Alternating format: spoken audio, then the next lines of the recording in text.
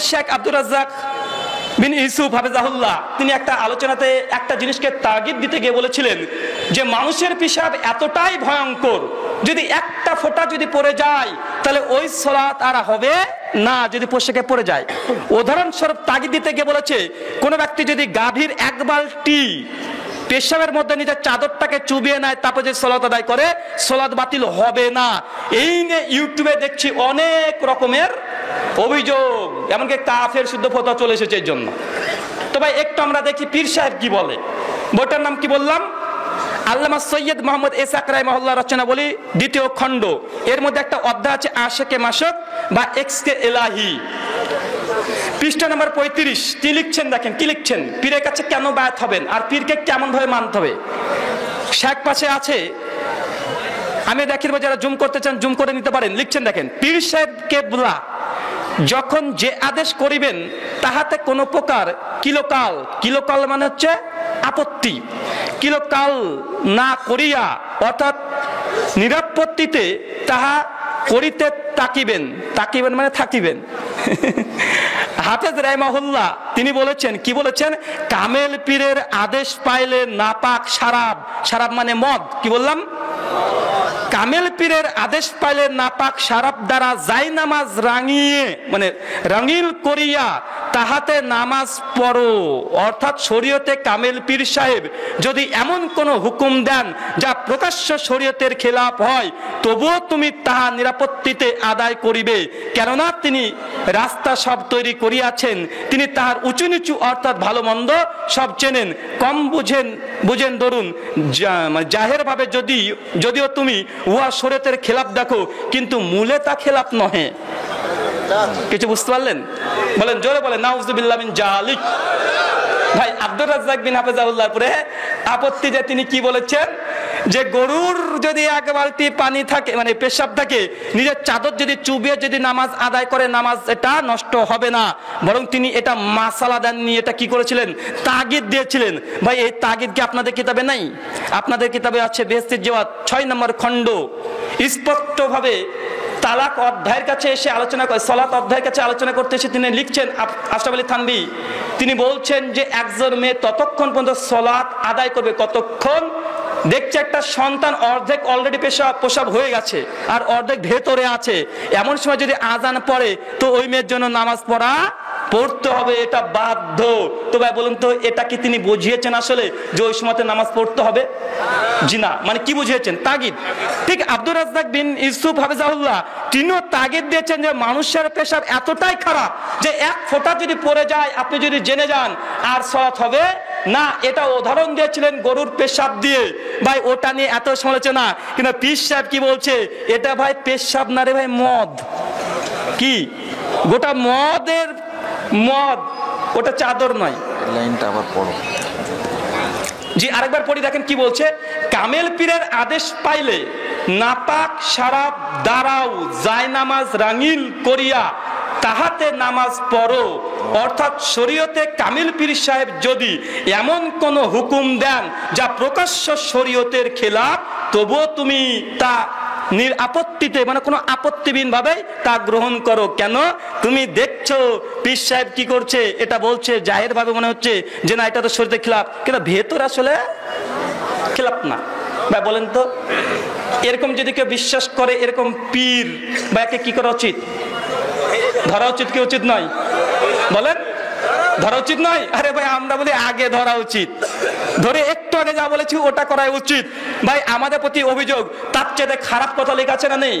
ভাই ওটা তো আব্দুর রাজ্জাক বিন ইউসুফ হাফেজাহুল্লাহ তিনি বলছেন চাদর, তুমি বলেছো জায়নামাজ, তিনি বলছেন গরুর কি প্রসাব, তুমি বলেছো মদ।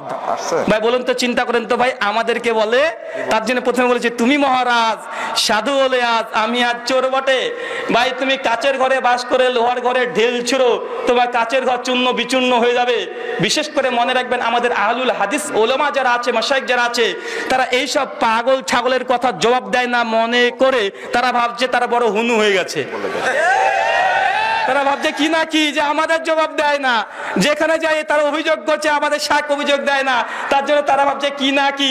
আমি এই জন্য বলি পাগলের জবাব দিয়ে লাভ আছে রে ভাই। তার জন্য আমাদের মতো জেনার 2-4টা পৃষ্ঠা পড়েছে, তাদের বই পড়েছে, এরাই যদি থাকে ওদের জবাব দেওয়ার জন্য যথেষ্ট। শাইখদের সময় অপচয় করার দরকার নাই। তো ভাই তাদেরই বই স্পষ্ট লেখা, ভাই এপির ধরা 100% ফরজ। আমি বইটা থেকে না হলে 20টা পয়েন্ট এখানে নকল করেছি প্রত্যেকটা জায়গাতে, যে তারা এমন কথা বলেছে। আরেকটা পড়বো, রাগ করবেন? আরেকটা নাম হচ্ছে ভেদে মারেফত। হিন্দুদের ধর্মগ্রন্থ বেদ, এদের ধর্মগ্রন্থ ভেদ। ভেদে মারেফতে পৃষ্ঠা নম্বর 15-তে আরেকটা খুব সুন্দর দিয়েছে। হযরত শামসুত তাবরেজি রাহিমাহুল্লাহর নকল, একটা ঘটনা বর্ণনা করছে। একটু লম্বা ঘটনা হলে পরে শোনেন, যেহেতু আহলে হাদিস সমাজে তো কেচ্চা গানে শোনা হয় না, ধৈর্য হারণ করবেন, একটু শোনেন কত সুন্দর লাগে দেখবেন। লিখছেন পীরের, এটা হচ্ছে এসকে ভেদে মারেফত পৃষ্ঠা নম্বর 15, লাইন নাম্বার 6 থেকে পড়ছি। লিখছে দেখেন, পীরের আদেশ নিয়ে তিনি তখন রোম শহরের দিকে রওনা হইলেন। একজন মুরিদ, পীর আদেশ করেছে যাও তুমি রোম শহরে যাও, তখন পীরের আদেশ নিয়ে এই ব্যক্তি তখন রোম দেশে তিনি যাচ্ছেন। এবার লিখছে দেখেন, কিছু দূর অগ্রসর হওয়ার পর পথির মধ্যে ঝুপড়ির ভেতরে এক অন্ধ বৃদ্ধাকে একটি লাশের সম্মুখ নিয়ে কাঁদিতে দেখিলেন। হুজুর বৃদ্ধাকে কান্নার কারণ জিজ্ঞাসা করিলে বৃদ্ধা উত্তর করিলেন, হুজুর এই পৃথিবীতে আমার খোঁজ খবর নেওয়ার মতো আর কেউ নেই। একটু বুঝিয়ে দিই। পীর তার মুরিদকে বলছে তুমি রোম সাম্রাজ্যে যাও, অমুক কাজটা করবা। পীরের এই আদেশ পেয়ে মুরিদ চলে গেছে এখন রোম সাম্রাজ্যে। এখন রোমের মধ্যে প্রবেশ করে দেখছে একটা ঝুপড়ির মধ্যে একটা মহিলা, বয়স্ক মহিলা, সে কাঁদাকাটি করছে। গিয়ে ওই তখন জিজ্ঞাসা করছে যে কি ব্যাপার, তোমার কি হয়েছে, তুমি কাঁদো কেন? তখন নিজের এবার ঘটনা বর্ণনা করছে কেন কাঁদে। এবার দেখেন বলছেন, এই পৃথিবীতে আমার খোঁজ খবর নেওয়ার মতো কেউ নাই। একটি পুত্র ছিল, সে আমার জন্য যথেষ্ট খেদমত করিত। তার ইন্তেকালের পর সে একটি নাতি রাখিয়া যায়। ওই 12 বছর বয়স্ক নাতি একটি গাভী পালিয়া আমাকে দুগ্ধ খাওয়াইতো এবং আমার খেদমত করিত। সেই নাতির লাশ এখন সম্মুখে দেখিতেছেন, এখন উপায় নাই, দেখিয়াই কাঁদিতেছি। হুজুর বলিলেন এই ঘটনা কি সত্য? বৃদ্ধা উত্তর করিলেন সত্য হওয়াতে কোনো সন্দেহ নেই। তখন হুজুর বলিলেন, এবার হুজুর কি বলিলেন শোনেন। হুজুর বলিলেন, হে ছেলে তুমি আমার হুকুমে দাঁড়াও। কার হুকুমে বলেন? হুজুর বলছে হে ছেলে তুমি আমার হুকুমে দাঁড়াও। ভাই ঈসা আলাইহিস সালাম মৃতকে জীবিত করতো কার হুকুমে? বিইজনিল্লাহ, আল্লাহর হুকুমে। সূরা ইমরান আয়াত নাম্বার 49। আর পীর সাহেব বলছে হে ছেলে তুমি আমার হুকুমে দাঁড়াও। দেখেছেন কত বড় ক্ষমতা পীরের আপনার। এবার দেখেন কি লিখছে, তখন ছেলেটা উঠিয়া দাঁড়াইলো এবং বলিল আমার দাদু কোথায়? দাদু স্নেহ ভরে কোলে জড়াইয়া বলিল, দাদা তুমি মরিয়াছিলে, এখন কিরূপ জীবিত হইলে? নাতি বলিল, আল্লাহর ওলি আমাকে জিন্দা করিয়াছেন। কে জিন্দা করিয়াছেন? আল্লাহর ওলি নাকি ওকে জিন্দা করেছেন। পীরও বলছে তুমি আমার নামে উঠো, আর ওর যে কে জিন্দা করেছে সে বলছে আল্লাহর ওলি তাকে জিন্দা করেছেন। এরপরে দেখেন এই ঘটনা প্রকাশ হওয়ার পরে খাঁটি মুসলমান বাদশার কাছে এই খবর পৌঁছায়। যখন পৌঁছায় তখন বাদশাহ কুতুব সাহেবকে দরবারে হাজির করিয়া জিজ্ঞাসা করিলেন, হুজুর আপনি কি বলিয়া বৃদ্ধ নাতিকে জিন্দা করিয়াছেন? বাদশার কাছে খবর চলে গেছে এই ঘটনার। তখন জিজ্ঞাসা করছে ওই ব্যক্তিকে, ওই পীর সাহেবকে, যে তুমি কিভাবে এই ছেলেটাকে জিন্দা করিয়াছো? পীর সাহেবের গর্ব দেখবেন কি করে কি বলছে দেখেন। তিনি বলিলেন যে আমি বলিয়াছি হে ছেলে আমার আদেশে জীবিত হয়ে যাও। তাই স্বীকারও করছে আবার বাদশার সামনে গিয়ে পীর স্বীকারও করছে। তারপরে লিখছে দেখেন, বাদশা বলে আফসোস যদি আল্লাহর আদেশে জিন্দা হইতে বলিতেন। বাদশার তার তাওহীদ ঠিক আছে, পীরের তাওহীদ ঠিক নাই। এবার দেখেন কি বলছে, কুতুব সাহেব উত্তর করিলেন, মাবুদের কাছে আবার কি জিজ্ঞাসা করিব? আল্লাহর কাছে আমি কি জিজ্ঞাসা করিব? তার আন্দাজ নাই। নাউজুবিল্লাহ মিন জালিক। তার আন্দাজ নাই, বলছে আল্লাহর কাছে কি জিজ্ঞাসা করব? আল্লাহর আন্দাজ নাই। নাউজুবিল্লাহ মিন জালিক। তারপরে কি লিখছে দেখেন শেষ লাইনটা, এই বৃদ্ধার একটি মাত্র পুত্র ছিল, তাহাও নিয়েছে। আল্লাহ প্রতিবার অভিযোগ, আল্লাহর আন্দাজ নাই। এই মেয়েটার একটাই শুধুমাত্র নাতি ছিল 12 বছর, সে দেখভাল করতো, আল্লাহ তাকে মেরে ফেললো। আল্লাহর আন্দাজ নাই। নাউজুবিল্লাহ। তারপর লিখছে দেখেন, বাকি ছিল এই নাতিটি যে গাভী পালন করিয়া কোনরূপ জিন্দেগি গুজরান করিত, মানে জীবনটা অতিবাহিত করত, এখন এটিও নিয়ে গেল। তাই আমি, এবার পীরের কারামত দেখেন, যেহেতু আল্লাহ ছেলেটাকে নিয়ে চলে গেছে, মৃত্যু দিয়েছে, তাই পিছ হয়েছে, তাই আমি আল্লাহ পাকের দরবার থেকে জোরপূর্বক রূহ নিয়ে আসিয়াছি। নাউজুবিল্লাহ মিন জালিক। তো সার্বিকভাবে আমি এই কথা বলছি যে ভাই পীর ধরা ফরজ কি ফরজ না? বলেন ভাই, ফরজ না? আরে ভাই 100% ফরজ। এই ঘটনা থেকে প্রমাণ হয় পীরকে ধরা ফরজ। তারপরে যদি ইসলামী রাষ্ট্র হয়, তাকে প্রথমে তওবা করার সুযোগ দিতে হবে, নচেত তাকে একদম ঝুলে দেওয়া ফরজ। মহান সত্তা আল্লাহর কাছে দোয়া প্রার্থনা, আল্লাহ সুবহানাহু ওয়া তাআলা এইসব মুসলিম উম্মার মধ্যে যারা এরকম বিভ্রান্তিকর আকীদা সৃষ্টি করছে, আল্লাহ সুবহানাহু ওয়া তাআলা এইসব ব্যক্তিকে তুমি হেদায়েত দান করে সকলে বলি আল্লাহুম্মা আমিন। কিন্তু একজন অমুসলিম ইহুদি খ্রিস্টান কলভিল মুচিমাতর, তাকে কিভাবে বুঝাবেন যে আমাদের ধর্মটাই সঠিক? বরং তাদের ধর্ম দিয়ে মোক্ষ লাভ, স্বর্গ লাভ, জান্নাত লাভ করা সম্ভব নয়। অমুসলিমকে কিভাবে বোঝাবেন বলেন? কিভাবে প্রমাণ করবেন?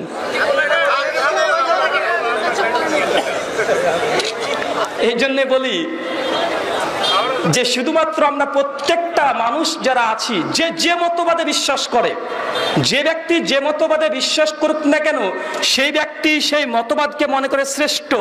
আমরা যেহেতু মুসলিম পরিবারে জন্মগ্রহণ করেছি, এই জন্য আমরা মুসলিম তথা ইসলাম ধর্ম পালন করছি। যদি বলি প্রমাণ পেশ করেন যে ইসলাম শ্রেষ্ঠ, আমাদের অধিকাংশ মানুষ শ্রেষ্ঠত্ব প্রমাণ করা তার দ্বারাই সম্ভব নয়। আমরা হচ্ছে ব্যতিক্রম মুসলিম। কি মুসলিম ভাই? বাই চান্স মুসলিম, ভাগ্যিস আমরা মুসলিম পরিবারে জন্মগ্রহণ করেছি, এই জন্যই মুসলিম। যদি হিন্দু পরিবারে জন্মগ্রহণ করতো তো হিন্দুই থাকতো। 2015 সালে টাইমস অফ ইন্ডিয়া 4 অক্টোবর পৃষ্ঠা নম্বর 19 তার একটা আর্টিকেল ছাপিয়েছে। তারা বলছে গোটা বিশ্ব জগতে প্রায় 750 কোটি মানুষ আছে। কত কোটি? 750 কোটি মানুষ আছে। আর এই 750 কোটি মানুষের মধ্যে প্রায় 4,500 ধর্ম আছে। কত হাজার?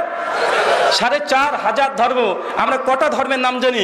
হিন্দু, মুসলিম, বৌদ্ধ, জৈন, ইহুদি, খ্রিস্টান, এই গুটি কয়েক আমরা ধর্মের নাম শুধু জানি। কিন্তু গোটা বিশ্ব জগতে কমপক্ষে 4,500 ধর্মের মানুষ এখন পর্যন্ত বিদ্যমান, তারা বসবাস করছে। সে মতবাদকে তারা সফল এবং সঠিক মতবাদ বলে বিশ্বাস করে। আর একটা কথা মনে রাখবেন, গোটা বিশ্ব জগতের মধ্যে যে ধর্মের অনুসারী সবচেয়ে বেশি, তারা কারা? খ্রিস্টানরা। কারা? খ্রিস্টানরা। ভাই খ্রিস্টানদের আকীদা বিশ্বাস কি জানেন? তারা মনে করে জিসাস ক্রাইস্ট তথা যিশু খ্রিস্ট, হযরত ঈসা আলাইহিস সালাম, তিনি আল্লাহর পুত্র অথবা তিনি আল্লাহ। ভাই বলুন তো, অধিকাংশ খ্রিস্টান যারা গোটা বিশ্ব জগৎকে ক্ষমতা দিয়ে, বুদ্ধি দিয়ে এবং তার টাকা পয়সা, অর্থ গোটা বিশ্ব জগৎকে কন্ট্রোল করছে, তারা কোন ধর্মের অনুসারী? খ্রিস্টান। গোটা বিশ্ব জগৎকে কারা কন্ট্রোল করছে? তারাই কন্ট্রোল করছে। গোটা বিশ্ব জগতের মধ্যে যে ধর্মের অনুসারী সবচাইতে বেশি, তা হচ্ছে খ্রিস্টান, 220 কোটি। এই ঘটনা প্রমাণ করে যে অধিকাংশ মানুষ যে হকের পথে থাকবে, এটা কোশ্চিন কালে সঠিক নয়। যদি অধিকাংশ মানুষ হকের মানদণ্ড হতো, তো ভাই খ্রিস্টানরা হক মানে ঈসা আলাইহিস সালামকে আপনাকে আল্লাহ মনে করতে হবে বা আল্লাহর পুত্র মনে করতে হবে। মানে এই ঘটনায় প্রমাণ করছে যে অধিকাংশ মানুষ যে মতবাদকে বা যে মতবাদের দিকে ধাবিত হবে, এটা হক, এটা কোশ্চিন কালেও নয়। বরং কোন কোন সময় গুটি কয়েক মানুষ হকের উপরে প্রতিষ্ঠিত হতে পারে। ভাই খ্রিস্টান আছে পৃথিবীতে 220 কোটি। কত কোটি? হিন্দু ভাইরা আছে 110 কোটি। আমরা মুসলিমরা আছে 170 কোটি। সার্বিকভাবে গোটা বিশ্ব জগতের দ্বিতীয় বৃহত্তর ধর্মের নাম মুসলিম তথা আমরা ইসলাম ধর্মের অনুসারী। আসুন আমরা বোঝার চেষ্টা করি, গোটা বিশ্ব জগতে মুসলিমরা আজ পর্যন্ত এত পরিমাণে বৃদ্ধি পাচ্ছে, এগুলোর কারণ কি? ইসলাম যে শ্রেষ্ঠ, এর প্রমাণ কি? প্রথম কথা, 3টে যুক্তির আলোকে প্রমাণ পেশ করব, তারপরে ধর্মগ্রন্থের আলোকে আমরা প্রমাণ পেশ করব। প্রথম 1 নম্বর যুক্তি। ভাই বলুন তো, একজন হিন্দু ভাই যখন অন্য কোনো হিন্দুর সঙ্গে সাক্ষাৎ হয়, সে সময় কি শব্দ ব্যবহার করে? নমস্তে। আপনারা বাংলাদেশি মানুষ হতো বা মানে এগুলোর সঙ্গে বেশি সম্পৃক্ত না, তবে আমরা সব জায়গাতে শুনতে পাই, যেহেতু আমরা ভারতের মানুষ, কারণ ওদিকে সিংহভাগ মানুষ হচ্ছে হিন্দু। তো একজন অমুসলিম হিন্দু ভাই যখন একজন ব্যক্তি আরেকজনের সঙ্গে সাক্ষাৎ করে, সেই সময় প্রথম যে সম্বোধন হয় সে হচ্ছে নমস্তে। নমস্তে হচ্ছে সংস্কৃত, বাংলা হচ্ছে নমস্কার। এর যদি ব্যাখ্যামূলক অর্থ নিতে চান তাহলে বলা হবে নমস্তে। নম মানে নিচু করা বা নুইয়ে দেওয়া, আস্তে মানে আপনার প্রতি আমি মাথা নত করলাম। কথা বুঝতে পারলেন? নমস্তের অর্থ আপনার প্রতি মাথাটাকে নত করলাম। আসুন আমরা বোঝার চেষ্টা করি এই সম্বোধন বা এই গ্রিটিংসটা এটা কতটা যথার্থ। প্রথম ধরুন একটা ছোট্ট ছেলে, 10 বছরের ছেলে তার বাবাকে বলছে সকালবেলায়, বাবা নমস্কার, মানে বাবা তোমার কাছে মাথা নত করলাম। এবার ভাই বলুন তো ওই ব্যক্তি তার বাবা তার ছেলেকে বলতে পারবে বেটা নমস্কার? বা বলতে পারবে? পারবে না। ঠিক একইভাবে একটা ছোট্ট ছেলে সে স্কুলে গিয়েছে, শিক্ষককে বলছে স্যার নমস্কার, মানে আপনার কাছে মাথা নত করলাম। এবার বলবে শিক্ষক কি জবাব দিয়ে? শিক্ষক বলবে যে নমস্তে বা নমস্কার, যে ছাত্র তোর কাছে মাথা নত করলাম। তার মানে বোঝা যাচ্ছে হিন্দু ভাইরা প্রথম যে সম্বোধনটা ব্যবহার করে সেই সম্বোধনটা সার্বিকভাবে এরা প্রত্যেকটা জায়গায় প্রযোজ্য নয়। বিশেষ একটা গোত্রের জন্য বা একটা শ্রেণী মানুষ, কেবলমাত্র ছোটরাই বড়দেরকে সম্বোধনটা করতে পারে। আমরা যারা আধুনিক, যারা পশ্চিমা সমাজকে সবচেয়ে বেশি মূল্যায়ন করি, যারা আমরা বিশেষ করে ওয়েস্টার্ন কালচারকে নিজের জীবনে বাস্তবায়ন করার জন্য আমরা উঠে পড়ে লেগেছি, এবং যারা 2-4টে ইংরেজি বলতে পারে তারা নাকি অনেক বড় জ্ঞানী পাণ্ডিত্য জাহির করে, এমন মানুষ আছে না নেই? আছে তো। বা বলুন তো আমরা আধুনিক কালচারের যেসব মানুষ, তার সকালবেলা আমরা উঠে কি বলি? Good morning. হোয়াটসঅ্যাপে দেখবেন সকালবেলা গুড মর্নিং, তার গুড ইভিনিং, গুড নাইট, হাজার হাজার মেসেজ। আমরা আধুনিক কালচারে যারা বসবাস করছি তারা সকালবেলা বলি গুড মর্নিং, দুপুরবেলা good afternoon, good evening, good night, এই শব্দগুলো ব্যবহার করি কি করি না? আসুন এবার এগুলো একটু তাহাকিক করা যাক যে এই শব্দগুলো কি এটা কি সার্বিকভাবে প্রত্যেকটা জায়গায় প্রযোজ্য? জি না। একটা উদাহরণ দিয়ে বুঝতে পারেন। সকালবেলায় বাড়ি থেকে বের হয়েছেন, আপনি একজন স্কুলের টিচার বা শিক্ষক। বাড়ি থেকে বের হওয়ার আগে আপনার স্ত্রীর সঙ্গে একটা ঝামেলা হয়েছে, আর এত পরিমাণে ঝামেলা হয়েছে যে আপনার স্ত্রীকে 2-4টা থাপ্পড় লাগিয়ে দিয়েছেন কষে একদম। এবার আপনি স্কুলে চলে এসেছেন, আর যে স্কুলে চলে এসেছেন সমস্ত ছাত্র দাঁড়িয়ে বলছে গুড মর্নিং স্যার। এখন তো কেমন লাগবে? সকালটা গুড ছিল, গুড মর্নিং মানে কি শুভ সকাল। একটু আগে যে মানে তার স্ত্রীর সঙ্গে মারামারি করেছে, তালাক দেওয়ার উপক্রম সৃষ্টি করেছিল বাড়িতে, ঠিক কয়েক মিনিট পর যখন স্কুলে প্রবেশ করেছে ছেলে সবাই বলছে যে গুড মর্নিং স্যার, আপনার সকালটা শুভ হোক। বা বলুন তো এই সকালটা শুভ হোক সম্ভব? এটা সাংঘর্ষিক কি সাংঘর্ষিক নয়? 100% এই গ্রিটিংসটা বা এই সম্বোধনটা এটা একদম সাংঘর্ষিক। আরেকটা উদাহরণ দেন, বুঝতে পারবেন। আপনি বাড়ি থেকে বেরিয়েছেন স্কুল যাবার জন্য, আপনার বন্ধু ফোন করেছে যে ভাই আমার বাবাটা মারা গেছে। আপনি সঙ্গে সঙ্গে স্কুল যা বন্ধ করে দিয়ে বাবার বাড়িতে, মানে তার বন্ধুর বাড়িতে চলে গিয়েছেন। গিয়ে দেখছেন সমস্ত ব্যক্তি তারা কাঁদাকাটি করছে, মানে কান্না করছে। আর আপনি বাড়িতে ঢুকে সঙ্গে সঙ্গে আপনার বন্ধুকে বলছেন গুড মর্নিং ভাই, তোর বাবা মারা গেছে। ভাই বন্ধু কেমন লাগবে? কেউ যদি সকালবেলা চলে গিয়ে যদি বলে যে ভাই গুড মর্নিং, তোর বাবা মারা গেছে, এরপরে যদি দুঃখ প্রকাশ করে, ভাই বলুন এটা কি সাংঘর্ষিক হবে কি হবে না? অবশ্যই এটা সাংঘর্ষিক হবে। আর কেউ যদি ব্যতিক্রম গুড মর্নিং বলে মৃতের বাড়িতে ঢোকে, বা তাকে আস্ত পাগলা বলবে কি বলবে না? 100% পাগল বলবে। হতে পারে সকালটা গুড নয়, এই জন্য গুড মর্নিং বলা যাবে না। তো ভাই তার মানে ব্যাড মর্নিং বলবে যে ব্যাড মর্নিং দাদা, তোর বাবাটা আজকে মারা গেল। বা বলুন তো এই সম্বোধন ব্যবহার করা যাবে? কোশ্চিন কালেও নয়। আল্লাহ সুবহানাহু ওয়া তাআলা মুসলিম উম্মাহকে এমন একটা সম্বোধন দিয়েছে যেটা প্রত্যেকটা জায়গায় প্রযোজ্য। এবার আপনি দেখেন আমরা মুসলিমরা যখন সম্বোধন করি প্রথম সম্বোধনটা কি হয়? অর্থ কি? আপনার প্রতি শান্তি বর্ষিত হোক। এবার চলে আসেন, সকালবেলা স্ত্রীর সঙ্গে ঝামেলা করেছেন, মাদ্রাসায় চলে এসেছেন, ছাত্র চট করে দাঁড়িয়ে বলছে আসসালামু আলাইকুম স্যার, আপনি ঝামেলা করে এসেছেন, আপনার উপরে শান্তি বর্ষিত হোক। বা বলুন তো এটা পারফেক্ট কি পারফেক্ট নয়? 100% পারফেক্ট। আপনি একটুবার আপনার বন্ধুর বাবা মারা গেছে, বাড়িতে চলে গেছেন, দেখছেন সবাই কাটাকাটি করছে, আপনি বলছেন আসসালামু আলাইকুম, বন্ধু তোর বাবা মারা গেছে, তোর শান্তি বর্ষিত হোক, রহমত বর্ষিত হোক। বা বন্ধু 100% পারফেক্ট কি পারফেক্ট নয়? 100% পারফেক্ট। মৃত্যুর বাড়ি থেকে শুরু করে সন্তান জন্মগ্রহণ, যেখানেই আপনি সালাম দিবেন প্রত্যেকটা জায়গায় দেখবেন 100% এটা একদম কার্যকরী। এমন কোন জায়গা নাই যে জন্য আপনি সালামটা ব্যবহার করতে পারবেন বা এখানে সাংঘর্ষিক হবে, এমন কিছু জায়গা নাই। বা ইসলাম যে শ্রেষ্ঠত্ব একটা কথায় প্রমাণ পায় যে ইসলামে আছে সালাম, আর সালাম একটা ওয়ার্ডে গোটা বিশ্ব জগতের যে কোনো স্থানে যদি সালাম দেন এটা সার্বিক জায়গায় প্রযোজ্য হবে। কিন্তু good morning, good night, namaste, যতগুলো পৃথিবীর ধর্ম বলেন আর কালচার বলেন, যতগুলো তারা বিশেষ করে সম্বোধন তৈরি করেছে এটা বিশেষ শ্রেণীর জন্য আর বিশেষ স্থানের জন্য সম্পৃক্ত। আমাদের এক হুজুর, আমি একদিন আমাদের বেঙ্গলে, মানে আমাদের ভারতের বেঙ্গল পশ্চিমবাংলাতে যখন প্রোগ্রাম করছি, তো প্রোগ্রাম ছিল আমাদের হানাফি ভাইদের সঙ্গে। তো আমি কেবল ঘরে ঢুকেছি, হুজুররা বসে আছে, দেখছি হুজুররা খাবার খাচ্ছে।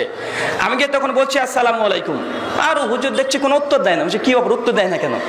খাবার শেষে তখন বলছে, আরে আপনি কোন মাদ্রাসায় পড়েছেন, আপনি জানেন না খাবার সময় সালাম দিতে হয় না? আমি তখন বলছি যে হুজুর খাবার সময় যে সালাম দিতে হয় না, এটা কোথায় পেয়েছেন? কোথায় পেয়েছি মানে, না পেলে কি এমনি চলছে নাকি? আমি তখন বলছি যে হুজুর আমার জানা মতে আমি এমন কোন জায়গায় কোরআন বা সুন্নাহ থেকে পাই নাই যে খাবার সময় সালাম দেওয়া যাবে না। বলছে না, এটা যাবে না, এটা হারাম। আমি তখন বললাম যে হুজুর আপনি কি খাচ্ছিলেন? তো ইলিশ মাছ দিয়ে ভাত খাচ্ছে। আমি তখন বলছি হুজুর আপনি যে ইলিশ মাছ দিয়ে ভাত খাচ্ছিলেন, তো আমি এই মতো অবস্থায় এসে বললাম আসসালামু আলাইকুম, মানে হুজুর আপনার পরে শান্তি বর্ষিত হোক, মানে ইলিশ মাছ দিয়ে ভাত খাচ্ছেন, মাছের কাঁটাটা যেন গলায় না বেঁধে আপনি মরেন, এই জন্য তো দোয়া করেছি, আপনি তো খোঁচেন কেন? ভাই বলুন তো, একজনের ব্যক্তি খাবার খাচ্ছে, তারপরে বরকতে দোয়া করা যাবে কি যাবে না? আসসালামু আলাইকুম ওয়া রাহমাতুল্লাহি ওয়া বারাকাতুহু, মানে ভাত খাচ্ছেন, এই খাবারটা যেন আপনার জীবনে বরকত নেমে আসে, ভাই দোয়া করা যাবে কি যাবে না?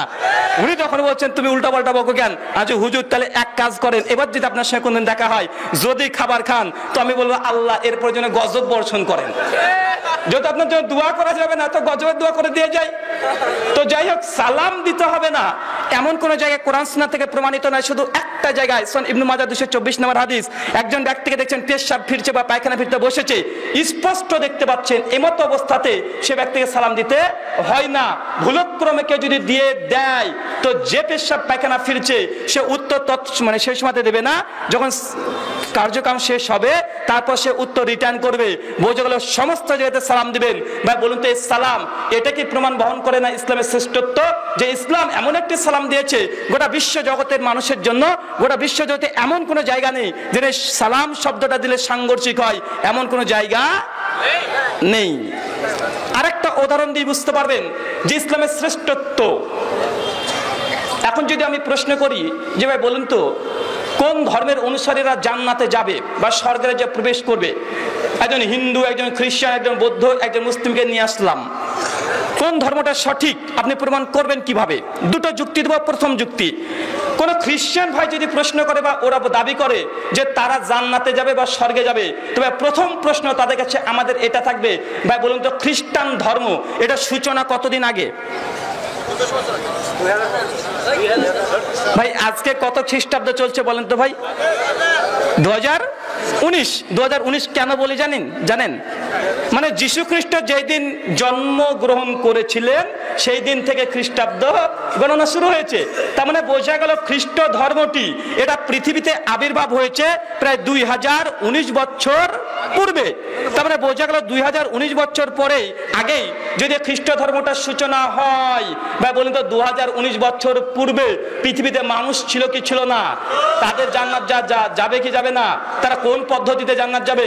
খ্রিস্টানরা তাদের Bible old testament book of Isaiah 64 অনুচ্ছেদ লিখেছে, কোন ব্যক্তি যদি যীশু খ্রিস্টকে যে ক্রুসিফিকশনে বিশ্বাস না করে, তো সে ব্যক্তি কখনোই জান্নাতে যাবে না। তবে বলতো যীশু খ্রিস্টের জন্মের পূর্বে পৃথিবীতে মানুষ ছিল কি ছিল না?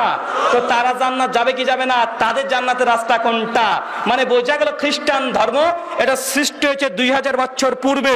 তার আগের মানুষের জান্নাতের রাস্তা তাদের ধর্মগ্রন্থ থেকে প্রমাণিত নয়। আসলে আমরা বোঝার চেষ্টা করি বৌদ্ধ ধর্মের অনুসারী। আমরা সকলে জানি গৌতম বুদ্ধ প্রায় 2500 বছর পূর্বে এই পৃথিবীতে এসেছিলেন। ভাই একইভাবে তাদেরকে পাল্টা জবাব, ভাই 2500 বছর পূর্বে পৃথিবীতে কোনো বৌদ্ধ বলে কোনো ধর্ম ছিল? গৌতম বুদ্ধের জন্মের পূর্বে বৌদ্ধ বলে কোনো ধর্ম ছিল? তার মানে বোঝা গেল গৌতম বুদ্ধের পূর্বে বৌদ্ধ বলে কোনো ধর্ম ছিল না, কিন্তু মানুষ ছিল কি ছিল না? তারা জান্নাত যেত কোন পথে, কোন রাস্তা দিয়ে? এবার চলে আসেন হিন্দু ধর্ম। হিন্দু ভাইরা মনে করে যে তাদের ধর্মের নাম হচ্ছে সনাতন ধর্ম। সনাতন মানে কি? প্রাচীন। কি বললাম ভাই? সনাতন মানে প্রাচীন। তারা বলে আমাদের ধর্মটা প্রাচীন ধর্ম। তো একটা কথা মনে রাখবেন, সনাতন ধর্ম যদি প্রাচীন ধর্ম হয়, তো ভাই প্রাচীন ধর্ম, তো এই ধর্মটি যখন পৃথিবীতে প্রথম এসেছিল, তো সেই দিনও কি তার নাম সনাতন ছিল? সনাতন মানে প্রাচীন, মানে পৃথিবীতে প্রথম দিনে সনাতন ধর্ম আসলো বা হিন্দু ধর্ম আসলো, সেই দিনের নাম যদি প্রাচীন করা হয়, বা এটা বোকামি হবে না? অবশ্যই বোকামি হবে। একটা হোটেল আছে, নাম হচ্ছে আকবর হোটেল। ঠিক 20 বছর পর আরেকটা হোটেল খুলছে আকবর হোটেল, বা তার আগে নাম কি দেবে? নিউ আকবর হোটেল। কেন? যেহেতু আগে থেকে একটা আকবর হোটেল আছে, তার মানে বোঝা গেল সনাতন ধর্ম এটা প্রাচীন ধর্ম, ঠিক আছে, তবে এটা সর্বপ্রথম ধর্ম নয়।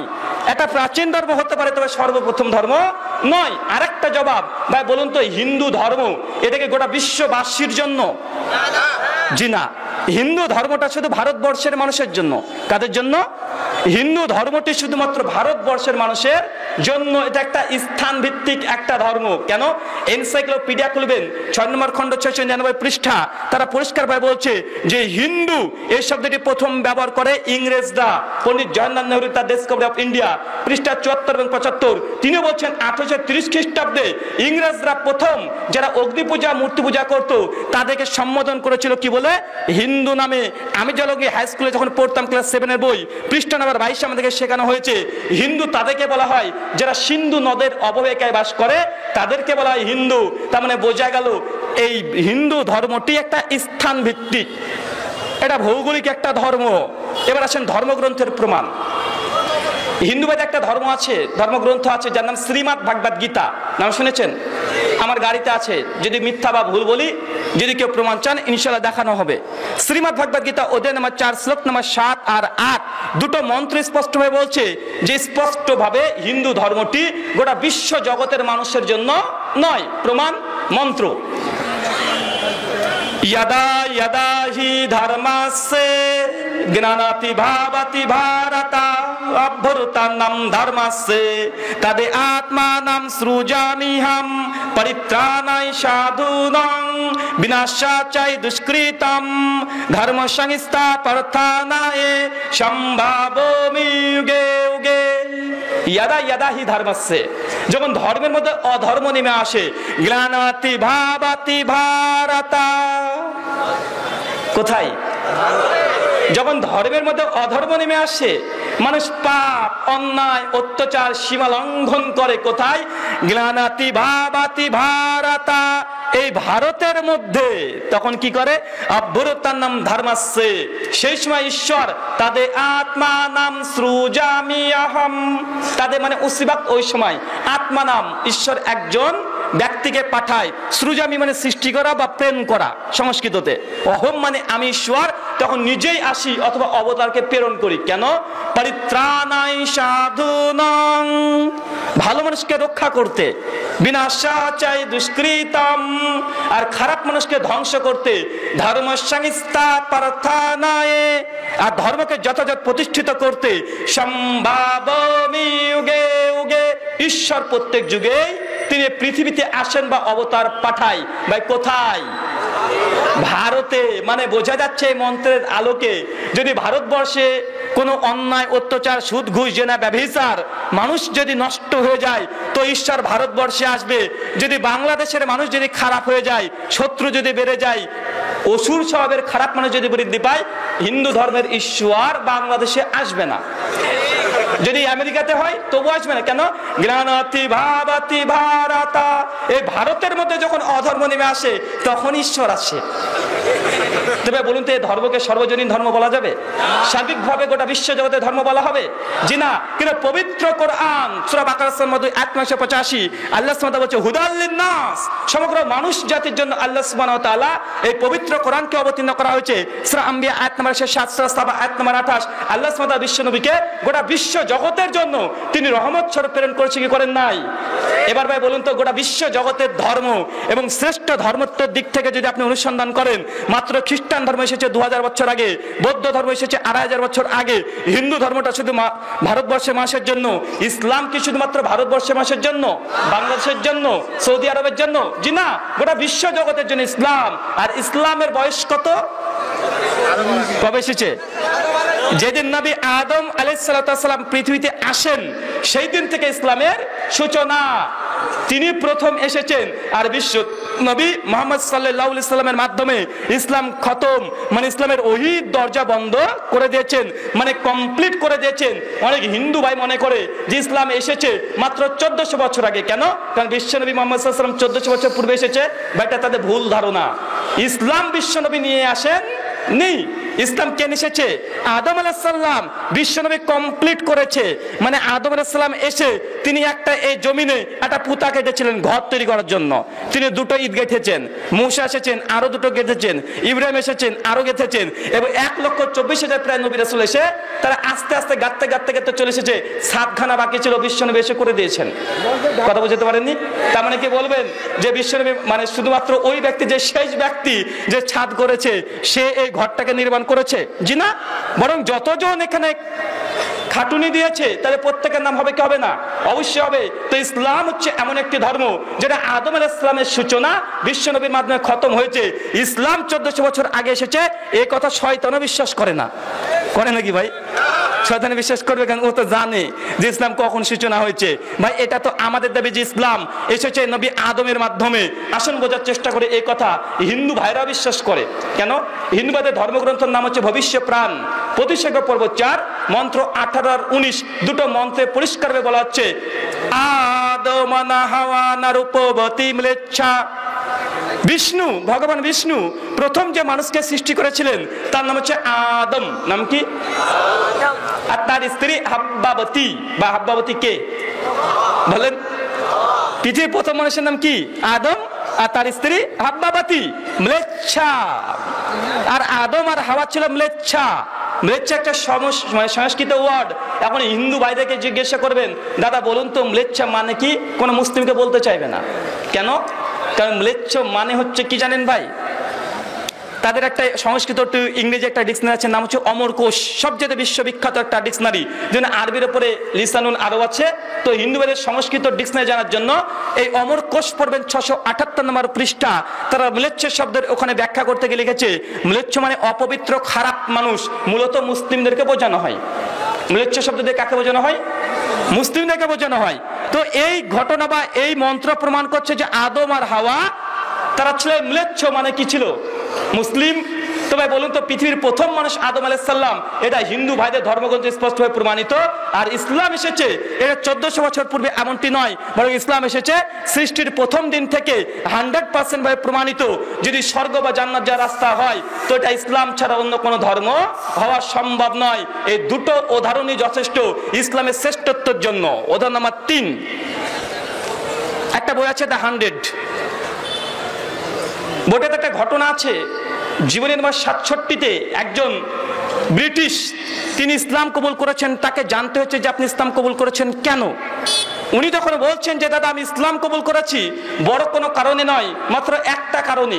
তিনি যখন বলছেন যে আমি ইসলাম কবুল করার মূল কারণ হচ্ছে এটা যে আমি একজন 3 নম্বর শ্রেণীর একটা ব্যবসায়িক ছিলাম, ফলের ব্যবসা করতাম। তো আমি একদিন মসজিদের বাইরে, জুমার মসজিদের বাইরে, ব্যক্তি ছিল একজন খ্রিস্টান, মসজিদের বাইরে আমি ফুডের ব্যবসা করতাম, বিভিন্ন রকম ফল এবং ডাব নারকেল এই জিনিসের ব্যবসা করতাম। তো একদিন দেখছি যে মসজিদের মধ্যে এমন একজন ব্যক্তি, প্রভাবশালী ব্যক্তি আসছেন যে তার সঙ্গে 4-5টা গাড়ি আছে। হট করে তিনি যখন মসজিদের সামনে গাড়িটাকে ব্রেক করেছেন, মানুষ থেকে ঘিরে ধরেছে, মসজিদের মধ্যে প্রবেশ করে শেষ কাতারে ওই ব্যক্তি, প্রভাবশালী ব্যক্তি এসে মসজিদের মধ্যে প্রবেশ করেছে, যে নামাজ পড়ছে। উনি তখন বলছেন আমারই একজন পার্শ্ববর্তী ব্যবসায়িক দোকান বন্ধু ছিল, সে ফলের ব্যবসায় করত।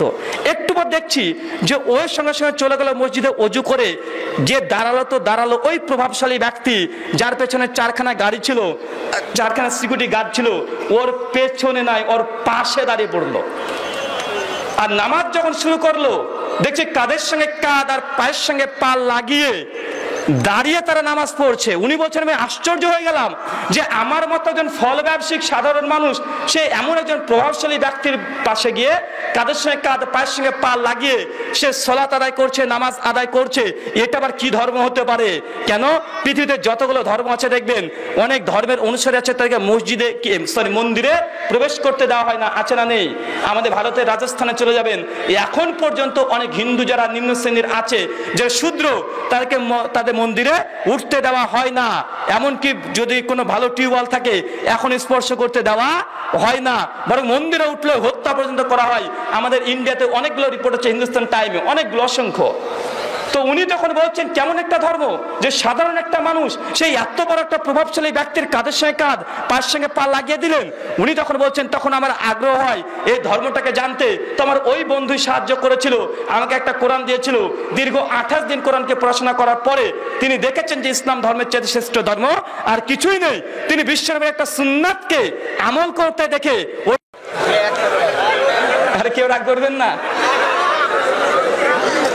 যেহেতু বিশ্বনবীর সুন্নাহ নিয়ে বিশেষ করে কটু মন্তব্য করা হয়, তাই কয়েকটা অভিযোগ খণ্ডন না করলেই নয়। প্রথম একটা অভিযোগ আমাদের বিরুদ্ধে করা হয়, ভাই আমাদেরকে এক শ্রেণীর মানুষ আছে ওয়াহাবি বলে, কি বলে না ভাই? ওয়াহাবি কেন বলে? আমি একটু তদন্ত করার চেষ্টা করছি যে ওয়াহাবি কেন বলে। তো ঘাটতে ঘাটতে দেখলাম তাদের একটা বই আছে, হক বাতিলের লড়াই, পৃষ্ঠ নাম্বার 85 এবং মালফুজাতে আলা হাজরাত মাসলা নাম্বার 119 পরিষ্কারভাবে লিখছে এদেরকে ওয়াহাবি এই জন্যে বলা হয় যে সৌদি আরবে 1703 খ্রিস্টাব্দে একজন ব্যক্তি এসেছিলেন, মোহাম্মদ ইবনু আব্দুল ওয়াহাব একজন ব্যক্তি। তিনি ওই ব্যক্তি সেই সময় সৌদি আরবে বিভিন্ন মানুষ বিভিন্ন শিরকের সঙ্গে তারা নিমজ্জিত ছিল, মানে সেখানে কবর মাজারও তৈরি করা হয়েছিল সৌদি আরবে আজ থেকে মাত্র 300 বছর পূর্বে। আর সেই সময় মোহাম্মদ ইবনু আব্দুল ওয়াহাব রাহিমাহুল্লাহ তিনি সেই সময়তে সৌদি আরবের যত শিরক বিদআত ছিল সমস্ত কবর মাজারকে ভেঙে তিনি চৌচির করে দিয়েছিলেন। এই জন্য আমাদের ভারত, বাংলাদেশের, পাকিস্তানের যারা কবর পূজারী, যারা কবর মাজারকে ধর্মই মনে করে শুধুমাত্র, ওরা তখন বলে যারাই কবর মাজারের বিরুদ্ধে কথা বলবে এরাই হচ্ছে ওয়াহাবি। কেন? যেহেতু আব্দুল ওয়াহাব নাজদি উনি কি করেছিলেন? কবর মাজার ভেঙেছিলেন। এখন যদি আমরা কবর মাজারের বিরুদ্ধে বলি তো আমাদেরকে বলা হয় ওয়াহাবি। কেন? যেহেতু মোহাম্মদ ইবনু আব্দুল ওয়াহাব তিনি কবর মাজার ভেঙেছিলেন, এই জন্য। কথা বুঝতে পারছেন? এই জন্য আমাদেরকে বলা হচ্ছে ওয়াহাবি। আসেন এখানে একটু তাহকিক করা যাক, একটু অ্যান্টিভেনম জবাব দেওয়া যাক। রাগ করবেন? আচ্ছা ভাই বলুন তো, যিনি কবর মাজার ভেঙেছিলেন তার নাম কি? মোহাম্মদ ইবনু আব্দুল ওয়াহাব। ভাই বলুন তো, ওসামা বিন লাদেন, লাদেনকে কে কে দেখেছেন? একটু হাত তোলেন তো ভাই। ছবিতে ছবিতে লাদেনকে আপনারা দেখেছেন? লাদেনকে দেখেন নাই ভাই? যে 109 তলা বিল্ডিং এ হামলা করেছে বলে গোটা বিশ্ব জগতে প্রচার করা হচ্ছে, তার নাম লাদেন না, তার নাম ওসামা। লাদেনের বাপের নাম।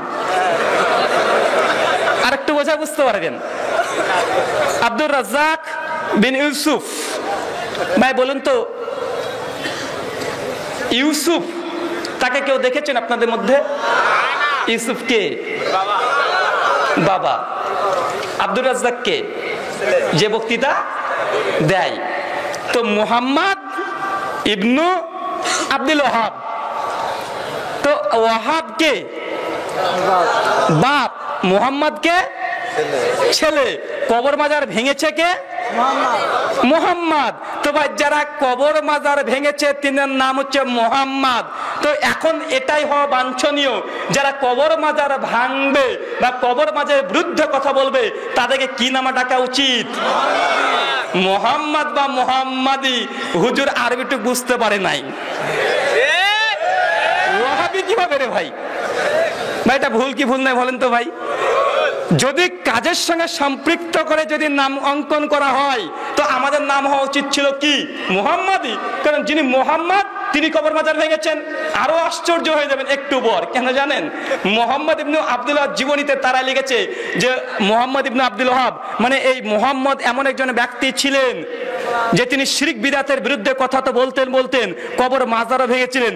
এই জন্য তার বাপ ওয়াহাব ছেলেকে বাড়ি থেকে তাড়িয়ে দিয়েছিল, ত্যায্য পুত্র করেছিল। বুঝতে পারেননি? এবার ক্লিয়ার করে বলি, বেটা হচ্ছে মোহাম্মদ কবর মাজারের বিরুদ্ধে ছিলেন, বাপ ছিলেন কবর মাজারের পক্ষে ওয়াহাব। কে কবর মাজারের পক্ষে ছিল ভাই? ওয়াহাব। বাপ তার নাম কি?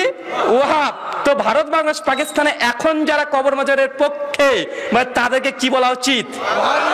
ওয়াহাবি। তো ভাই সরিষার মধ্যে ভূত আছে, তুমি মহারাজ সাধু হলে আমি আর চোর বটে। তুমি ওয়াহাবি আর আমাকে তোমরা বলছো ওয়াহাবি। ভাই নামের কাজের সঙ্গে সম্পৃক্ত করে যদি নামাঙ্কন করা হয় তো তো ভাই ওয়াহাব ছিলেন কি কবরবাজের পক্ষে, তো যারা এখন ভারত বাংলাদেশ পাকিস্তানের কবরবাজের পক্ষে ভাই তারাই প্রকৃতপক্ষে ওয়াহাবি, আর আমরা হচ্ছে মোহাম্মাদি। যদিও আমরা এই নাম নিতে রাজি নয়, যে উম্মতের মধ্যে কোনো ব্যক্তির সঙ্গে নাম সম্পৃক্ত করা আমরা জায়েজ বা পছন্দ মনে করি না। যদি বিশ্বনবীর সঙ্গেই মোহাম্মদ এই নামে যদি মোহাম্মদি বলা হয় তবে আমরা গ্রহণ করতে পারি, কিন্তু কোনো উম্মতির নামের সঙ্গে আমাদের নামটা লাগাই না। আমাদের নাম হচ্ছে আহলুল হাদিস। কি বললাম? আমরা হচ্ছে আহলুল হাদিস। আরেকটা এখানে সমস্যা আছে, কিছু কিছু মানুষ আমাদেরকে বলে এরা আহলুল হাদিস না আহলে খাবিস। ভাই বলে কি বলেন না? একটু জবাব দিই, যেহেতু অভিযোগ আছে জবাব না দিলেই নয়। তার মানে বোঝা গেল প্রথম কথা, যারা আমাদেরকে ওয়াহাবি বলে মূলত তারাই ওয়াহাবি, আমরা ওয়াহাবি নই। এখন আমাদেরকে বলা হচ্ছে আহলে খাবিস। এখন দেখা যাক কারা আহলে খাবিস। প্রথম কথা, সহিহ বুখারী থেকে দলিল খণ্ডন খুলেন সকলে। সহিহ বুখারী হাদিস নাম্বার 3533, কিতাবুল মানাকিব। বিশ্বনবী মুহাম্মদ সাল্লাল্লাহু আলাইহি ওয়াসাল্লাম তিনি সাহাবা রাদিয়াল্লাহু তাআলা আনন্দের সামনে এসে প্রশংসা করে বলছে যে তোমরা জানো আল্লাহ সুবহানাহু ওয়া তাআলা কুরাইশদেরকে কিভাবে আমার প্রতিবাদের বিরুদ্ধে তাদেরকে আল্লাহ সুবহানাহু ওয়া তাআলা প্রতিবাদ করেন। কেন? বিশ্বনবীর নাম কি ছিল? মুহাম্মদ। কুরাইশের বদ মানুষগুলো বিশ্বনবীর নাম কি দিয়েছিল? মুদাম্মাম, মানে নিন্দনীয়। মোহাম্মদ মানে প্রশংসনীয়। আর কুরাইশ ব্যক্তিরা তারা কি নামে রাখতো? মুদাম্মাম মানে নিন্দনীয়। মানে আমরা আহলে হাদিস, আমাদেরকে বলে আহলে খবিস। ভাই এই নামের বিকৃত কারা করেছিল? প্রথম বিশ্বনবীর নামের পর আপত্তি কারা করেছিল?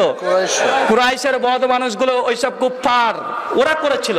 তো বিশ্বনবী খুশি হয়েছেন, বলছে দেখেছো যে তারা আমাকে বলে কি মুদাম্মাম, নিন্দনীয়, অথচ আনা মুহাম্মদ, আমি তো মুহাম্মদ, আমি মুদাম্মাম নয়। ঠিক আমাদের একই উত্তর বিশ্বনবীর, আরে ভাই তোমরা গালি দিচ্ছ আহলে খবিসকে, আমরা আহলে হাদিস, আমরা আহলে খবিস নয়। সুন্নাত সম্মত উত্তর হাদিস দ্বারা প্রমাণিত। বিশ্বনবীর নামের পর আক্রমণ তারাই করেছিল।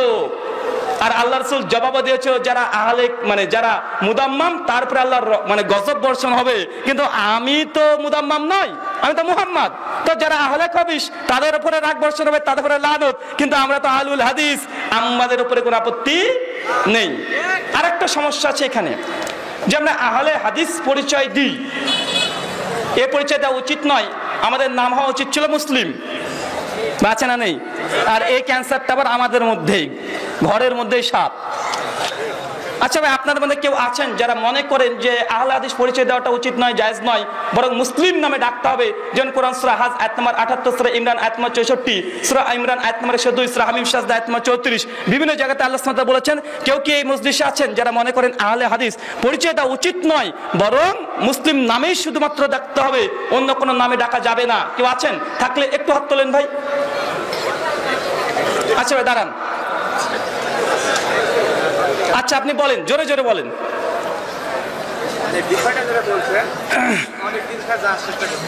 সামনে আসেন।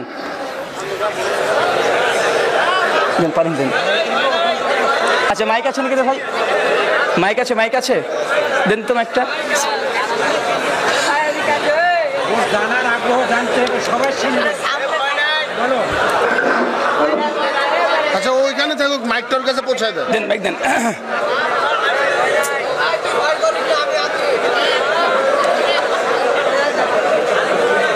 দাঁড়িয়ে বলেন, দাঁড়িয়ে বলেন, বলেন। মাইকটা নেন। আরে ভাই নো টেনশন, কোনো টেনশন নাই।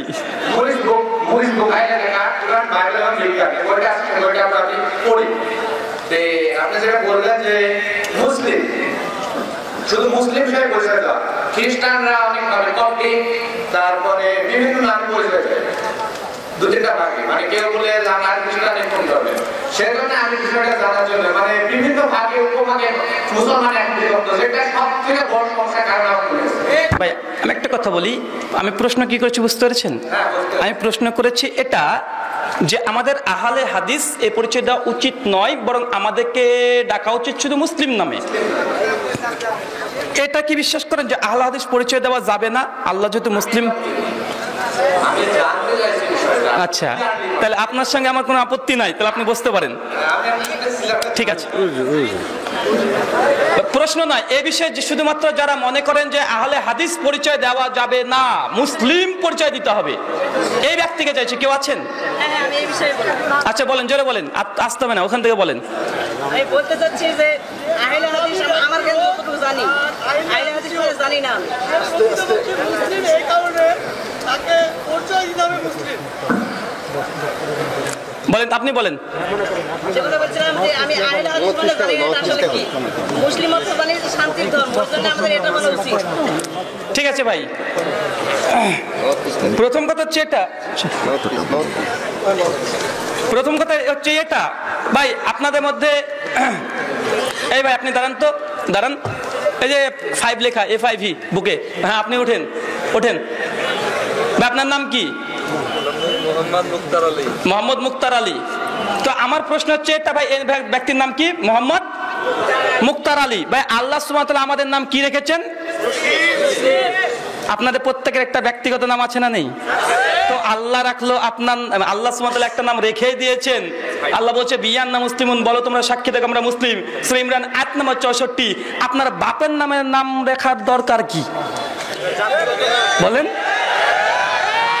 এখন বলছে না মুসলিম নামে পরিচয় দিতে হবে। একটু আগে বললাম ভাই আপনার নাম কি, বলছে মুক্তার আলী। আরে ভাই বলেন আপনি মুসলিম, আলোচনা ওই নামে পরিচয় দেয়, কোন নামে? যেটা আল্লাহ রেখেছে, নাম কি রেখেছে? মুসলিম। তবে বলুন তো, খাতা কলম বই অফিস আদালত প্রতিবেশী ভাই বোন স্ত্রী তাদের কাছে কোন নামে পরিচয় দেন?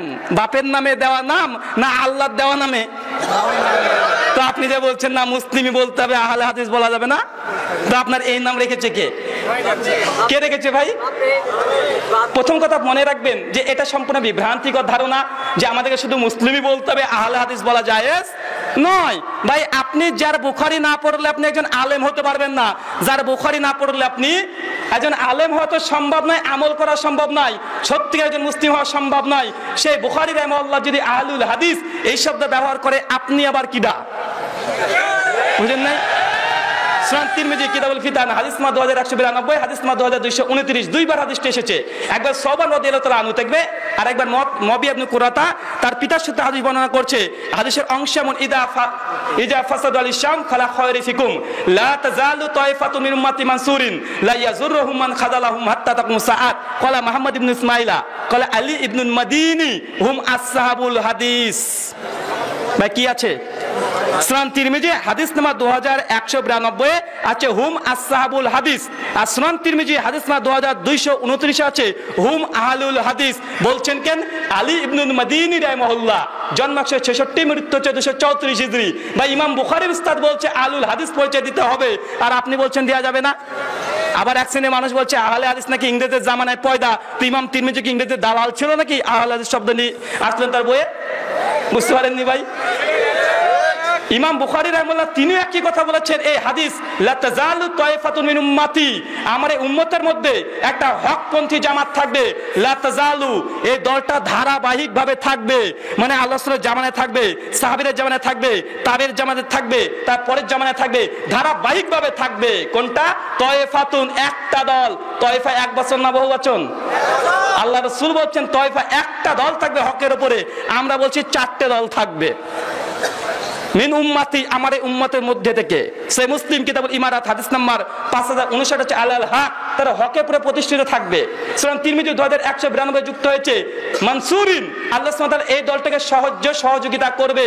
এই হাদিসের ব্যাখ্যাতে যতজন হাদিসটাকে ব্যাখ্যা করেছে প্রত্যেকজন মুহাদ্দিস একটা কথা বলেছে, হুম আহলুল হাদিস অথবা আসহাবুল হাদিস। এমন কোন মুহাদ্দিস নাই যে 4-এর মধ্যে একটার নাম নিয়ে এসেছে এখানে। কথা বুঝতে পারছেন কি? তো ভাই ইমাম তিরমিজি রাহিমাহুল্লাহ সুনান তিরমিজিতে স্পষ্ট আহলুল হাদিস এই শব্দটা বর্ণনা ব্যাখ্যা করেছেন। তাফসীর ইবনে কাসির খুলবেন, সূরা বানী ইসরাঈল 17 আয়াত নম্বর 71, পবিত্র কোরআন একটা আয়াত আছে।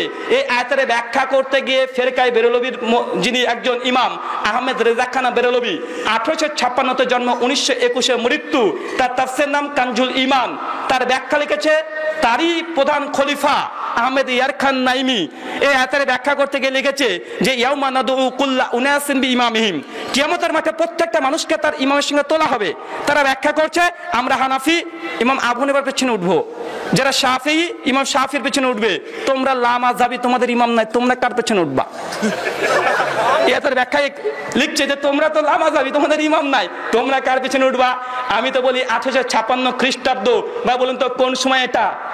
গোটা উপমহাদেশকে ইংরেজদের কবজায় আসা হয়েছিল কি হয় নাই? মানে এটা হচ্ছে ইংরেজদের জামানার তাফসির। আপনাকে আর একটা তাফসিরের নাম বলি, যেটার নাম তাফসির ইবনে কাসির, সূরা বানী ইসরাঈল 17 আয়াত নাম্বার 71। ইমাজউদ্দিন ইবনে কাসির রাহিমাহুল্লাহ 701 এ জন্ম, 774 এ মৃত্যু। এটা ইংরেজদের সময় 701 এ জন্ম, 774 এ মৃত্যু। তিনি পরিষ্কারভাবে লিখছে বাদ সালাফ, যে অনেক অধিকাংশ সালাফরা এই কথা বলেছে।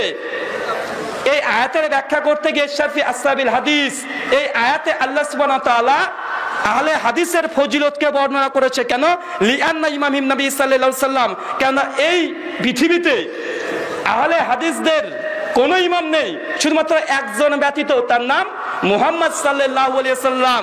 ভাই আপনি দলিল নাই ইংরেজদের জামানার তাফসির থেকে, আমরা যে সালাফ থেকে, আবার আমাদেরকে বলছি ইংরেজদের দালাল। কথা বোঝেন নাই? তো সার্বিকভাবে আমাদেরকে যে অভিযোগ, দুটো অভিযোগ এখানে। প্রথম অভিযোগ, ঘরের মধ্যে সাপ, মুসলিম নামে পরিচয় দিতে হবে, আহলে হাদিস বলা যাবে না। এই মতবাদে বিশ্বাস হলে আপনার নামটাকে শুধু মুসলিম বলবেন, জিন্দেগিতে আব্দুর রহমান নামটা রাখতে পারবেন না। আবার যদি বলেন না, নাম রাখা তো প্রমাণিত, তো হাদিস দ্বারা এই কথায় প্রমাণিত। বিশ্বনবী বলেছেন আল্লাহ দুটো নামকে পছন্দ করেন, একটা আব্দুল্লাহ, একটা আব্দুর রহমান। তো আপনার নাম আব্দুল্লাহ আর আব্দুর রহমানই রাখতে হবে, অন্য কোনো নাম রাখা যাবে না। কেন? আল্লাহর এই দুটো নামই পছন্দ। কথা বুঝতে পারছেন কি? বাইরেকার দুটো সমস্যা আছে। এক, যে আমাদেরকে ইংরেজের জামানায় তৈরি বলে আমাদেরকে একটা ফতোয়া দিচ্ছে। দুই, আমরা যখন ফজিলত বর্ণনা করছি, যে খাতিব বাগদাদি 463-তে মৃত্যু, তার একটা বই আছে শারফি আসহাবিল হাদিস। এই হাদিসে 365 খানা হাদিস নিয়ে এসেছেন, সালাফদের কল নিয়ে এসেছেন আহলে হাদিসের ফজিলত প্রসঙ্গে। তখন এক শ্রেণীর মানুষ বলছে, এ আহলে হাদিস ওই আহলে হাদিস তোমাদের মতো নয়, এই আহলে হাদিস হচ্ছে মুহাদ্দিসগণ। তারা বলেন, তারা বলছে এই আহলে হাদিস বলতে তোমাদের মতো লা মাযহাবী আহলে হাদিস না। এই আহলে হাদিস হচ্ছে তারা যারা হাদিসের খেদমত করেছে, তাহকিক করেছে, তাকরিজ করেছে, এরাই হচ্ছে সেই আহলে হাদিস। মানে ইমাম বুখারী, ইমাম মুসলিম, আবু দাউদ, তিরমিজি, ইমাম আহমদ ইবনে হাম্বল, এরাই নাকি আহলে হাদিস। আমরা নাকি আহলে হাদিস হওয়ার যোগ্যতা রাখি না। একজন বক্তা আছে, ডটপুরি নাম, কি নাম? ডটপুরি, সম্পূর্ণ নাম নিলাম না, বাংলাদেশের প্রভাবশালী, তার নাম হচ্ছে ডটপুরি। উনি বলছেন যে পৃথিবীতে কোনো মানুষ আহলে হাদিস হতে পারবে না, আহলে হাদিস হলে জাহান্নামে যাবে। আর একটা আছে dot dot dot dot Hamza, উনি তখন বলছেন যে কোনো ব্যক্তি যদি আহলে হাদিস হয় তে নিঘাত সে জাহান্নামে যাবে। আরেকজন যিনি স্পষ্টভাবে তার মুরিদকে এই কথা বলেন যে কিয়ামতের মাঠে একটা টাইটানিকের মতো জাহাজ নিয়ে দাঁড়িয়ে থাকবো, বেটা তোদেরকে তুলে জান্নাতে পুরবো, উনি ঠিক একই কথা বলছেন যে আহলে হাদিস হলে জাহান্নাম ছাড়া কোনো গতি নাই। কেন? তিনটে দলিল। প্রথম দলিল, যে আল্লাহ রাসূল কোথাও বলেননি যে হাদিস মানতে হবে, বরং বলেছে সুন্নাহ মানতে হবে। বা বলছে কি বলছে না? যে হাদিস মানতে হবে এই কথা এক জায়গা তো নেই, বরং আছে সুন্নাহ মানতে হবে। তার জন্য দলিলও তারা পেশ করছে যে আলাইকুম বিসুন্নতি, যে তোমরা আমার সুন্নাতকে আঁকড়িয়ে ধরো, ও সুন্নাতে খোলাফায়ে রাশিদিন ও মাহদিন। মানে যখন ইখতিলাফ হবে কি ধরতে হবে? সুন্নাত, হাদিস নাই। আবার মুওয়াত্তা মালিক 184, মিশকাত হাদিস নাম্বার 188, বিশ্বনবী মুহাম্মদ সাল্লাল্লাহু আলাইহি ওয়াসাল্লাম তোমাদের দুটো জিনিস ছেড়ে গেলাম, একটা কিতাব আল্লাহ, একটা সুন্নাতে রাসূলি। একর সুন্নাত আছে, হাদিস নাই। তো কোনো হাদিস থেকে কথা প্রমাণিত নয় যে সুন্নাত মানতে হবে, বরং হাদিস মানে হাদিস মানতে হবে এই কথা প্রমাণিত নয়, বরং সুন্নাত মানতে হবে। এর জন্য তারা বলছে আহলে হাদিস হতে হবে, এটা কোরআন হাদিস থেকে প্রমাণিত নয়, বরং সুন্নাহ মানতে হবে। হাদিস আর সুন্নাতের মধ্যে একটা পার্থক্য করছে। ভাই বাংলাদেশে আছে না নেই? জবাব দেব? একটু জবাব দিই। বা যারা হাদিস আর সুন্নাতের মধ্যে পার্থক্য করছে তাদেরকে প্রথম প্রশ্ন, ভাই হাদিস কাকে বলে? শরীফ ভাষাতে আল্লাহ রাসূলের কথা, আল্লাহ রাসূলের কাজ, আল্লাহ রাসূলের সমর্থন। সুন্নাত কাকে বলে? তাদের যদি ব্যাখ্যা নিতে যায় তারা বলছে আল্লাহ রাসূল যে কাজ করেছেন এটাই সুন্নাত। তারা বলছে হাদিস মানা যাবে না, সুন্নাত মানতে হবে। আবার কতবার ঘুরে আসেন, তারা এই জন্য উদাহরণ দিচ্ছে আল্লাহ রাসূল 11টা বিবাহ করেছেন, বুখারীর হাদিস দ্বারা প্রমাণিত। তো আহলে হাদিস তারা এখানে 11টা বিবাহ করে না। সেই বুখারী 223-24 নম্বর হাদিস, বিশ্বনবী একটা নোংরা স্তুপে গেলেন, দাঁড়িয়ে পেশাব ফিরলেন। তো বিশ্বনবী মুহাম্মদ সাল্লাল্লাহু আলাইহি ওয়াসাল্লাম দাঁড়িয়ে পেশাব ফিরেছে, আহলে হাদিসরা কেন দাঁড়িয়ে পেশাব ফিরে না? ভাই অনেকগুলো যুক্তি দিচ্ছে কি দিচ্ছে না? এবার আসেন আমরা জবাব দেওয়ার চেষ্টা করি অ্যান্টিভেনাম। কেন অ্যান্টিভেনাম না দিলে বোঝে না। প্রথম কথা ভাই, হাদিস মানে কি? আল্লাহ রাসূলের কথা, আল্লাহ রাসূলের কাজ, আল্লাহ রাসূলের সমর্থন। সুন্নাত তাদের ব্যাখ্যা, আল্লাহ রাসূল যে কাজ করেছেন সেটাই সুন্নাত। দাবি কি হাদিস মানা যাবে না, সুন্নাত মানতে হবে? পাল্টা প্রশ্ন, ভাই ঠিক আছে কোনো সমস্যা নেই, সুন্নাত মানবা।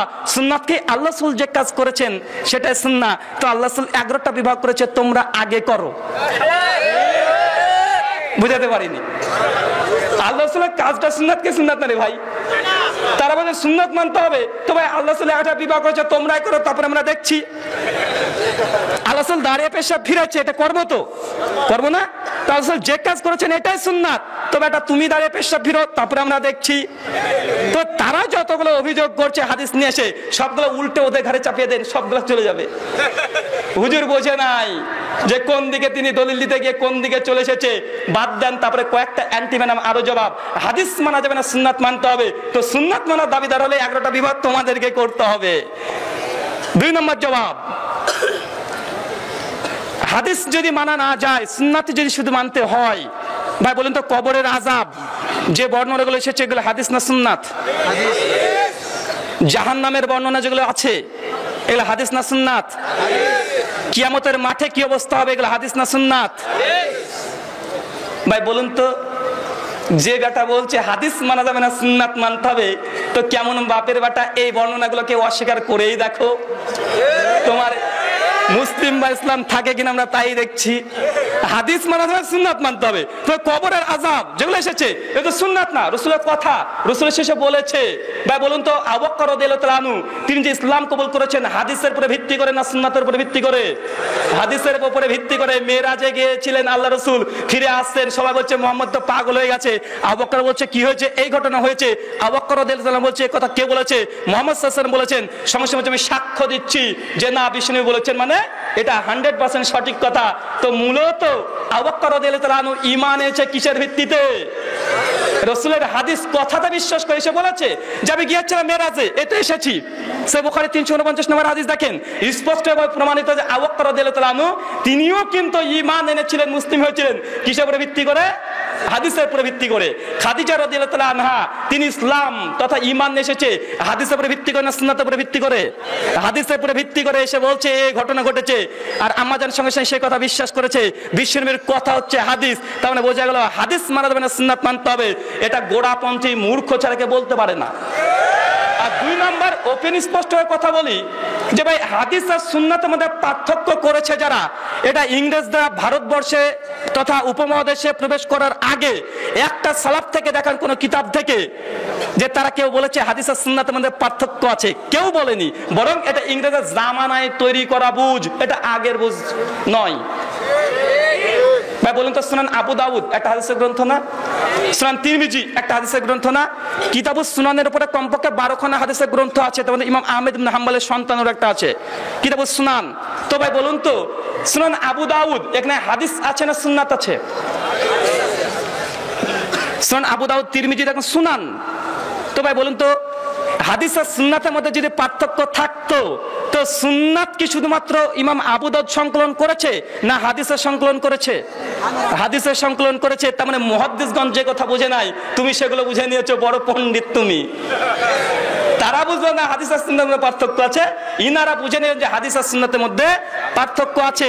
তো সর্বদি এই কথা বলি যে উপমহাদেশের মধ্যে এটা একটা ফিতনা যে হাদিস মানা যাবে না, সুন্নাত মানতে হবে, এটা নতুন একটা ফিতনা। আরেকটা অভিযোগ,